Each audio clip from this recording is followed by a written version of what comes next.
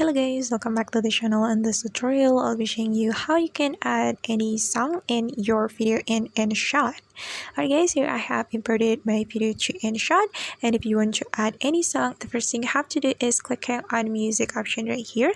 Then you're going to select music right here, and if you want to add any song from your device, you can simply click on my music right here.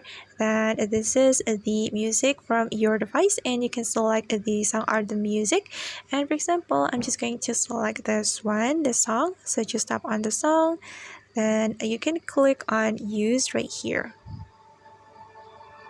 Okay, and if you want to cut the song, you can simply click on split right here. For example, I'm going to make the song align with the video, so I'm going to split the song right here.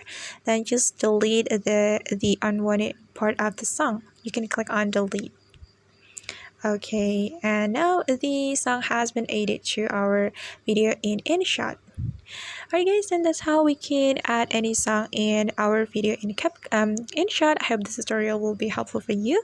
Thank you so much for watching, and if you find this tutorial is useful, don't forget to hit the like button, leave your comments, and also subscribe to this channel. See you on the next video.